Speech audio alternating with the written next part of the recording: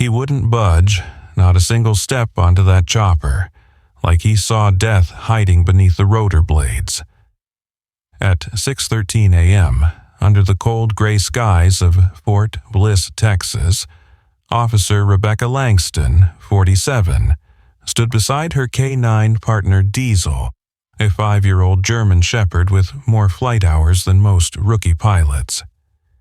It was supposed to be routine, just another VIP escort mission. But when Diesel froze at the edge of the helicopter ramp, ears perked, muscles rigid, something in Rebecca's gut twisted. This wasn't hesitation. This was instinct screaming. And in that split second, she had to choose, trust protocol or trust her partner. And that one decision would change everything.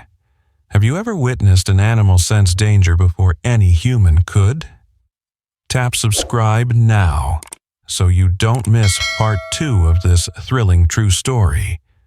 Coming up right after this, she had 5 minutes to decide whether to follow orders or follow a hunch that could cost her everything. Officer Rebecca Langston glanced at her watch. Time was bleeding fast.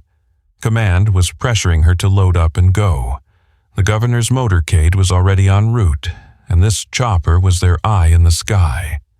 But Diesel wouldn't move. He stood, planted like a stone, his body rigid, blocking the ramp with quiet defiance. Rebecca knelt, whispering his name, checking his gear, looking for an explanation, a limp, a strap caught, anything. Nothing, except that look in his eyes, that focused, distant stare she'd only seen a few times before, and every time he'd been right. She stood slowly, heart pounding. "Sir, I'm requesting a delay," she called out to her captain, her voice calm but firm. "Diesel is alerting to something."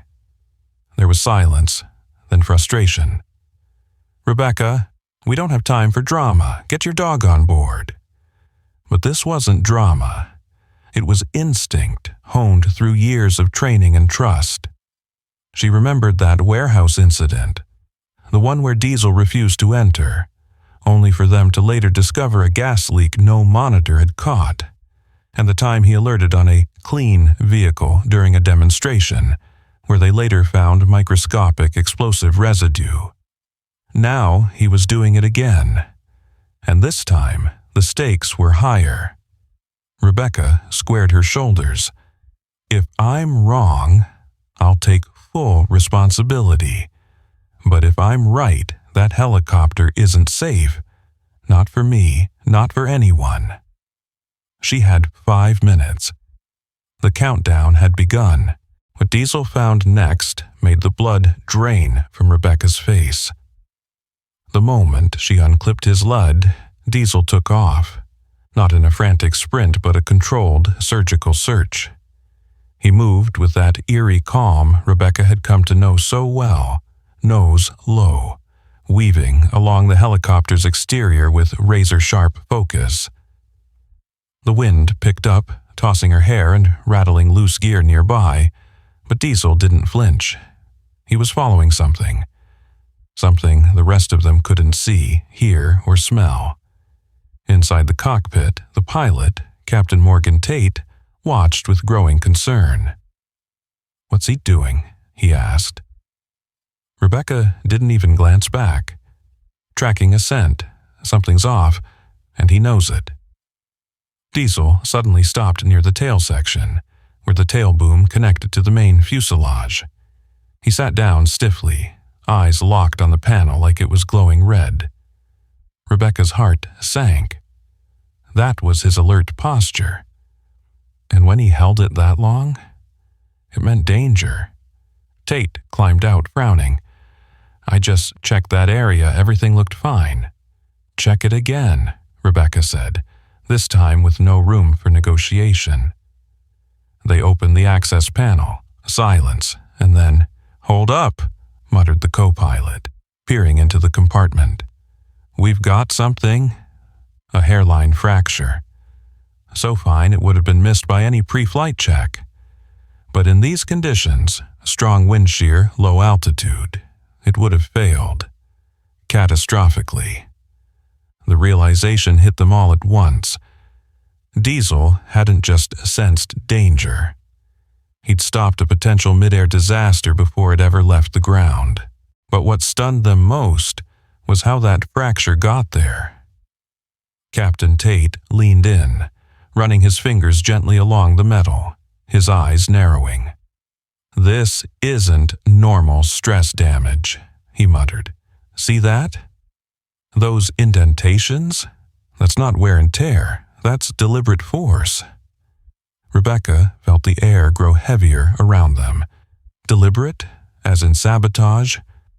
Lieutenant Harris, who had been skeptical just minutes earlier, paled.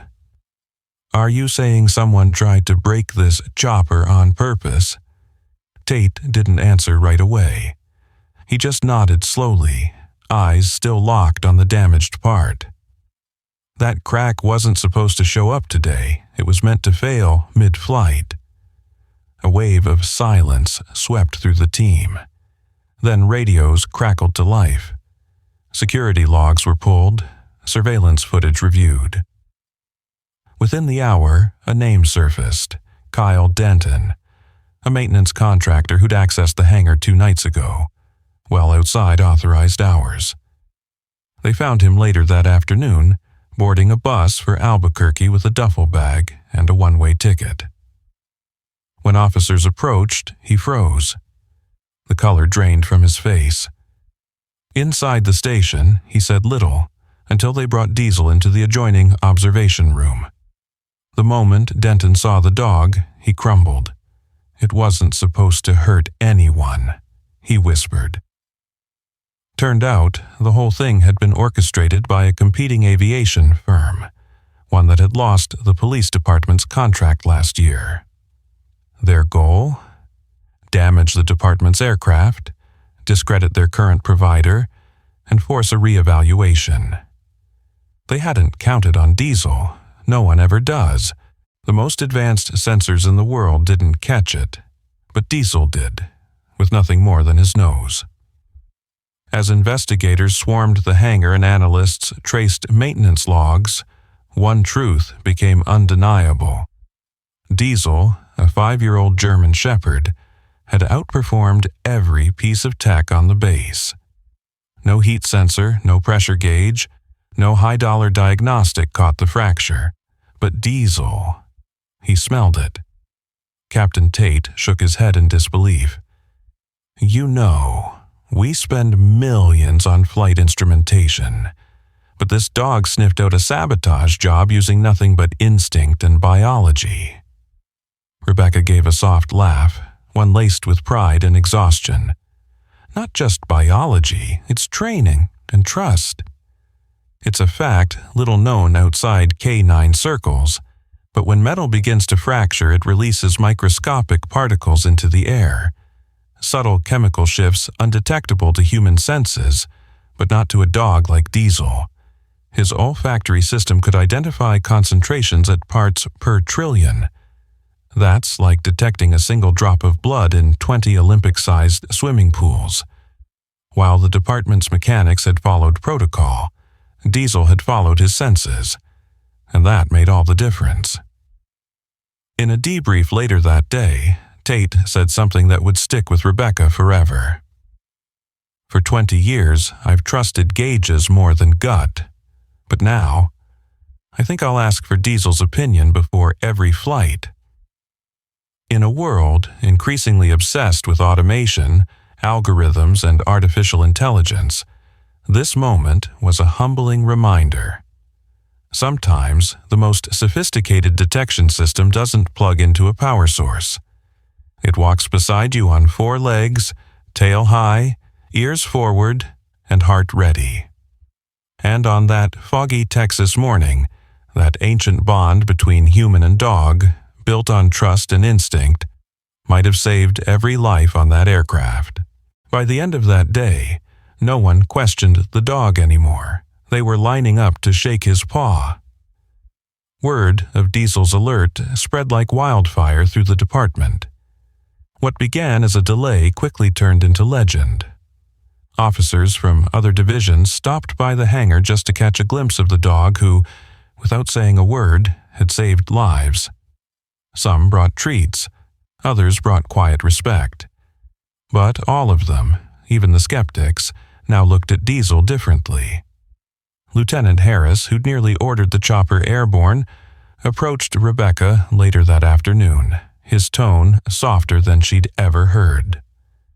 "I owe you both an apology," he said, eyes settling on Diesel. "You trusted him when the rest of us didn't. That's on me." She nodded, offering a small smile.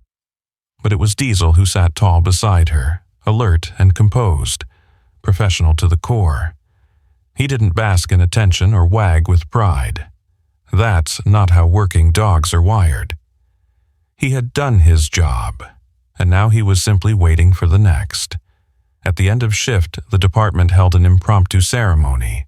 No media, no grand speeches, just a quiet gathering of officers who understood what might have happened.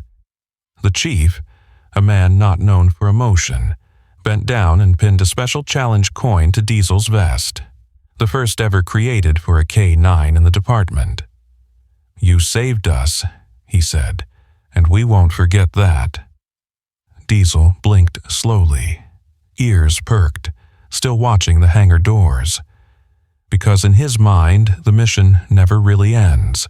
Before sunrise the next day, Diesel was back at work, because real heroes don't take victory laps. The storm had passed. Morning light broke over the base, casting long shadows across the tarmac, still slick with rain. But while most of the unit was still catching their breath from the day before, Diesel was already pacing at the hangar doors, alert and ready. That's the thing about working dogs. They don't dwell on yesterday. They live for the mission, the purpose, the next call. Rebecca sipped her coffee, watching him with that quiet, familiar awe. Just 24 hours ago, they'd stood on this same spot, unknowingly steps away from disaster. Now, the department's newly repaired chopper stood prepped for a test flight, and the pilot had made a request that said everything. "We want Diesel to inspect it first." That wasn't procedure, it wasn't policy, but it was respect, earned the hard way. Diesel circled the aircraft, tail still, nose twitching, his movements precise and measured. When he finished his loop and looked back at Rebecca with calm eyes and a soft huff of breath, she knew what it meant. Clear. Captain Tate grinned. "That's the best pre-flight check I've had in 20 years. Rebecca knelt beside Diesel, resting a hand on his vest. "You did good, partner. Real good." He leaned into her touch for a brief second, then pulled back, ears forward, eyes scanning the airfield once more. Because trust like his doesn't come with a switch. It's always on. And sometimes that's the only warning you get. This story reminds us that true wisdom often comes from the quietest voices, and sometimes they walk on four legs. In a world driven by technology and rigid protocols, Diesel's instincts remind us to honor the power of intuition, experience, and trust. For older adults who've spent a lifetime navigating both rules and relationships, this tale is a powerful reflection. Never underestimate what your gut, or a trusted companion, is telling you.